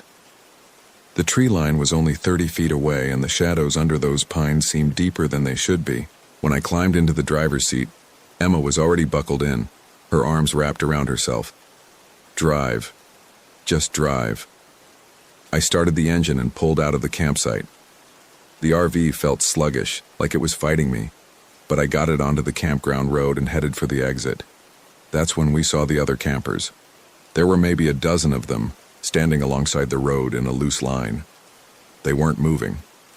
They were just standing there, facing us, their faces blank. I recognized the couple in the matching windbreakers from the day before. There was also a family of 4. A single guy with a gray beard and a woman with a yellow jacket. "Don't stop," Emma said. "Don't you fucking stop." I didn't plan to. I kept driving, my eyes fixed on the road ahead. But as we passed the campers, they all turned their heads in unison to watch us go. Their necks rotated too far, at least 180 degrees, maybe more. Their eyes were wrong, too wide, too black. Emma screamed. I pressed the accelerator harder and the RV lurched forward. In the rearview mirror, I saw the campers begin to walk after us, still moving in that synchronized way. Then we rounded a curve and they disappeared from view. The drive out of the campground should have taken maybe 10 minutes. It took us almost 2 hours. The road kept looping back on itself. We'd drive for 20 minutes following the signs toward the park exit and then somehow end up back at our original campsite. The sign would still say Madison Campground, and in Site 47 would be right there, our tire tracks still visible in the frost. "This isn't possible," Emma kept saying. This isn't fucking possible. I tried different routes. I tried going backwards. I tried following the river instead of the road. Nothing worked. We kept ending up back at Site 47. By the third loop, Emma had stopped crying and gone very quiet. She was staring out the window, her jaw clenched. I knew that look. That was her shutting down look, the one she got when things were too much. Emma, talk to me. There's nothing to say. We're stuck. We're not stuck. We just need to figure out. We're stuck, Jacob. Something doesn't want us to leave. On the fourth loop, we saw the campers again. This time they were standing in the middle of the road, blocking our path. I slammed on the brakes about 50 feet away from them. They didn't move. They just stood there, shoulder to shoulder, those two wide eyes fixed on us. The woman in the yellow jacket opened her mouth, and that clicking sound came out, the same one we'd heard the night before. Then they all opened their mouths, and the whispers started again.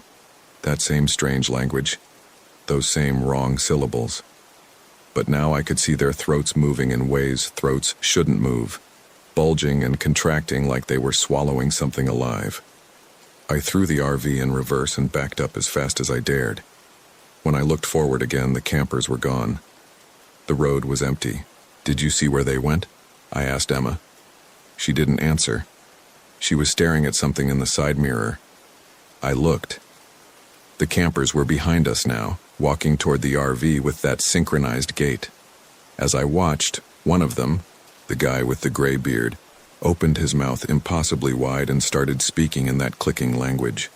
Something dark dripped from his mouth, like oil or tar. I spun the wheel and drove off the road, bumping over rough ground and into the trees. Branches scraped against the sides of the RV, and I heard something crack underneath us. But I kept going. Emma was screaming at me to stop, but I couldn't stop. I had to get us away from those things. We crashed through brush and saplings for maybe 200 yards before the RV got stuck on a fallen log. The engine stalled out, and suddenly everything was quiet, except for Emma's ragged breathing and my own heartbeat pounding in my ears. I tried to restart the engine. Nothing. The battery was dead, just like our phones. We have to run, Emma said. Where? We don't know where we are. Anywhere. Anywhere but here. She was right. Staying in the RV felt like trapping ourselves. I grabbed a flashlight from the glove box, the only one that still worked, and we climbed out. The forest was dense and dark, the morning sun barely penetrating the pine canopy. We could hear the river somewhere to our left, so we headed that way, figuring we could follow it downstream until we found help. We walked for what felt like hours. The terrain was rough, full of deadfall and hidden dips that tried to twist our ankles. Emma fell twice, and the second time she scraped her hands badly on a rock. But we kept moving because the alternative was worse. After a while, we started to hear the whispers again. They were distant at first, echoing through the trees behind us, but they were getting closer. We ran. I don't know how long we ran. Time felt strange in those woods, elastic. The sun never seemed to move, staying in that same weak morning position. My legs burned and my lungs ached, but the whispers kept pushing us forward. Then Emma stopped abruptly, grabbing my arm. Look. Ahead of us was a structure, a small ranger cabin barely visible through the trees. It looked abandoned, the windows dark, but it was shelter. We ran for it. The door was unlocked. Inside, the cabin was a single room with a wood stove, a cot, and some shelves lined with old supplies. Dust covered everything. It looked like no one had been there in years. We barricaded the door with the cot and collapsed on the floor, gasping for air. For a few minutes we just sat there listening. The whispers had stopped. The forest outside was silent. "What the fuck is happening?" Emma finally said. Her voice was hoarse from screaming and running. "This can't be real. This can't be actually happening." "I don't know. Those people, did you see their eyes? And their mouths? I know." "What were they?" I didn't have an answer. Nothing about this made sense. People didn't just turn into whatever those things were. Roads didn't loop back on themselves. Phones didn't all die at the same time. Emma stood up and went to the window. It's getting dark. She was right. The light outside had dimmed to dusk, even though it couldn't have been more than noon. I checked my watch, but the hands had stopped moving at 11:47. Maybe we should stay here for the night, I said. Wait for morning, then try to find the main road. Emma nodded, but she looked scared. More scared than I'd ever seen her. We found some candles on one of the shelves and lit them. There was no food, but we discovered a few bottles of water that looked relatively clean. We drank them slowly, rationing them out. As full darkness fell, the whispers started again. They came from outside the cabin, surrounding it the same way they'd surrounded the RV. That same alien language, those same wet clicking sounds. But now there was something else too. A scratching noise like claws on wood. Emma moved away from the window. They're here. I looked out. Shapes moved in the darkness, too many to count. They circled the cabin, and as they moved, their voices rose and fell in a pattern that might have been a song. Or maybe a prayer. Don't look at them, Emma said. She was sitting in the corner, her knees pulled up to her chest. I read somewhere that if you look at them, they can get inside your head. That's not real, that's just superstition. Everything about this is superstition. How is this happening? How is any of this fucking happening? I sat down next to her, and we huddled together in the candlelight, listening to the whispers and the scraping and the circling footsteps. Hours passed. The candles burned lower. Then, around what my stopped watch claimed was 3 a.m., something started pounding on the door. Heavy, rhythmic blows that shook the entire cabin. The cot we'd used to barricade it scraped across the floor with each impact. Emma was crying again, her face buried against my shoulder. I held her and tried not to think about what would happen when that door finally broke open. But it didn't break. After maybe 20 minutes, the pounding stopped. The whispers faded. Everything went quiet. We waited in the silence, neither of us daring to move or speak. Eventually, exhaustion won out, and I must have dozed off, because the next thing I knew, it was morning. Real morning this time, with sunlight streaming through the window. Emma was still asleep beside me, her head on my lap. I carefully moved her and stood up, my muscles protesting. The door was undamaged. The barricade was still in place. Outside, through the window, I could see normal forest. No circling shapes, no strange footprints, nothing unusual at all. I shook Emma awake. It's morning. They're gone. She looked around, confused and disoriented. Then the memory of the previous night came back, and her face tightened. Are you sure? Look for yourself. She went to the window and peered out cautiously. After a moment, she turned back to me. We need to find a way out of here. Today. Now. We left the cabin and headed downstream along the river, hoping it would lead us to a road or at least to another person. The morning was clear and cold, frost on the grass crunching under our feet. After about an hour of walking, we saw someone. It was a woman standing by the riverbank about 100 yards ahead. She was wearing a red jacket and jeans, and she seemed to be looking at something in the water. "Hey!" Emma shouted. "Hey! We need help!" The woman turned toward us. Even from that distance, I could see her smile. She started walking toward us, and something about her gait made my stomach turn. It was too smooth, too gliding. Her feet didn't quite seem to touch the ground right. "Emma, wait." But Emma was already running toward her, relief evident in every step. I chased after her, trying to call her back, but she wasn't listening. The woman stopped and waited for us to reach her. As we got closer, I could see her face more clearly. She looked normal enough, middle-aged, pleasant features, that same smile. But her eyes were wrong. They were too dark, too reflective, like polished stones. "Thank God," Emma said, gasping for breath. "We've been lost for almost 2 days. Our RV broke down and we need to get to a phone. My mother, lost," the woman said. Her voice had a strange quality to it, like multiple people speaking just slightly out of sync. "Yes, lost. Can you help us?" I asked. "Is there a ranger station nearby?" The woman's smile widened. "Help. Yes. Come." She turned and started walking back the way she'd come. Emma followed without hesitation, but I hung back. Something was very wrong here. "Emma, wait. Jacob, she can help us. Come on." I watched the woman in the red jacket as she walked. Her feet definitely weren't touching the ground properly. She seemed to glide about an inch above the frost-covered grass. And that smile never wavered, never changed, even when she turned her head to look back at us. "Emma, that's not a person." "What?" "Look at her. Really look at her." Emma stopped and stared at the woman. For a moment, her face was confused. Then I saw recognition dawn and her expression crumpled into horror. The woman had stopped walking. She was standing about 20 feet away now, still smiling, still watching us with those reflective eyes. When she spoke again, her voice was different, deeper, more guttural.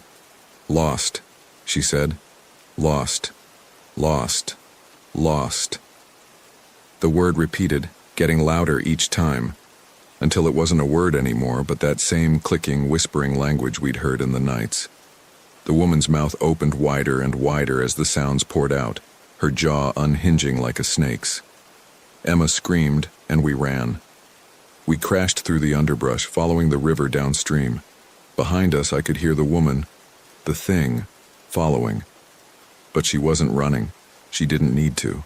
Every time I looked back, she was there, gliding along behind us, her mouth still open impossibly wide, those sounds still pouring out. Then Emma fell.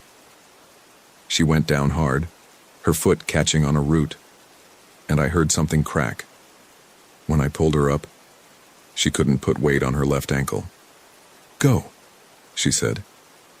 "Just go. I'm not leaving you. Jacob, please."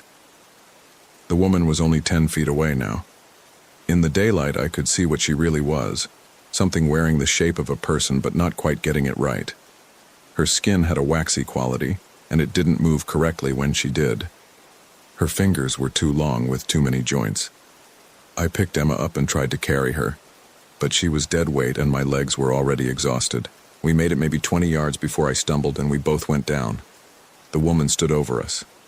She bent down, her movements jerky and wrong, and reached for Emma's face with those two long fingers. I grabbed a rock from the ground and swung it at her. It connected with her head with a wet thunk and she recoiled. But no blood came out. Instead, something black and viscous oozed from the wound, and I heard that clicking language coming from the hole. The woman smiled wider. That's when I heard voices, real human voices, shouting. I looked up and saw 2 park rangers running toward us, their uniforms clearly visible even through my terror-blurred vision. The woman in the red jacket vanished. 1 second she was there, the next she was just gone, like she'd never existed at all. The rangers reached us, their faces concerned. "Are you folks okay? We got a report about an abandoned RV." "There was a woman," I said. "She was right here. She was..." "Take it easy, sir. You're safe now. Let's get you and your girlfriend some help." They radioed for assistance, and within 20 minutes a park vehicle arrived to take us to the medical clinic. Emma's ankle was badly sprained, but not broken. They gave us blankets and hot coffee and asked us what had happened. I tried to explain about the whispers, about the campers with the wrong eyes, about the woman in the red jacket. But as I talked, I could see the rangers exchanging glances. They thought I was delusional, suffering from exposure or stress. "You've had a rough couple of days," one of them said. "The mind can play tricks when you're lost and scared. We'll get you somewhere safe." They found our RV later that afternoon, exactly where we'd left it. There were no tracks leading to it, no signs that anyone had been near it. When they checked the battery, it started right up. Our phones, too. They both turned on immediately. The campground showed no evidence of the footprints we'd seen. No strange tracks, no disturbed ground. The rangers said we were the only people who'd stayed at Madison Campground that week. There were no other campers registered. "You were probably the victims of carbon monoxide poisoning," a doctor told us at the clinic. "The symptoms you're describing, The hallucinations, the time distortion, the feeling of being watched, all consistent with CO exposure. You're lucky you got out when you did. They wanted to keep us overnight for observation, but Emma insisted we leave immediately. I didn't argue. We rented a car and drove straight to Salt Lake City, not stopping except for gas. Emma slept most of the way, her injured ankle propped up on the dashboard. I couldn't sleep. Every time I closed my eyes, I saw those campers with their rotating heads and black eyes. I heard the whispers. When we got home, Emma's mother was fine. She'd never taken a turn for the worse.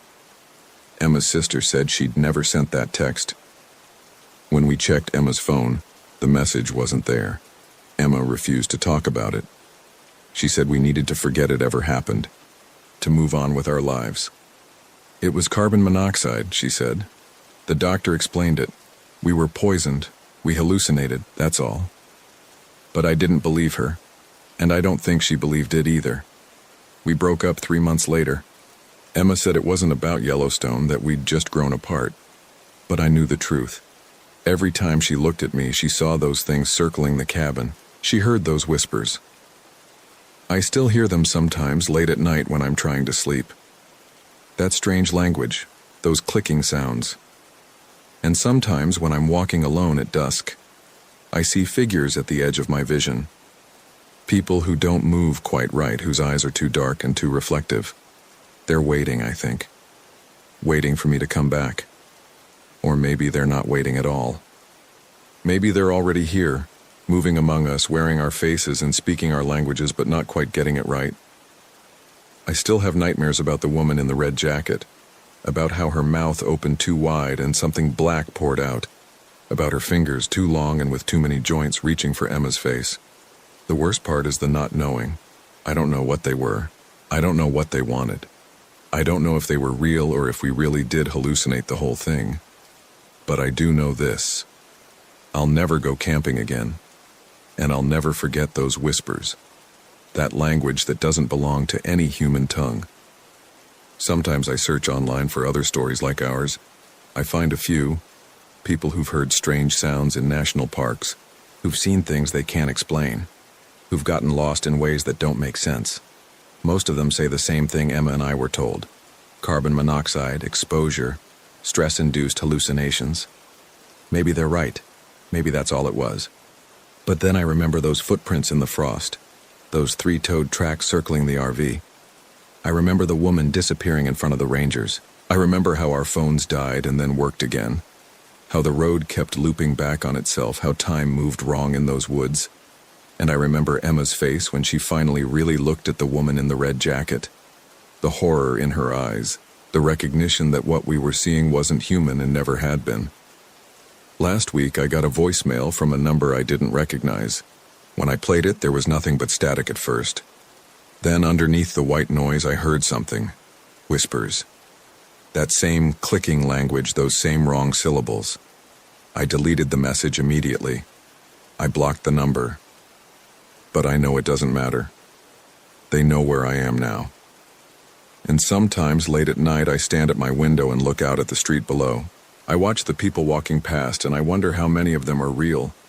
How many are actually people and how many are something else, wearing human skin and trying to blend in? How many are whispering in languages we were never meant to hear?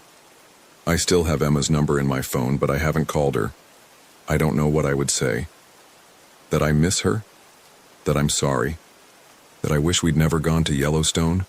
Or maybe I'd tell her the truth, that I see them everywhere now.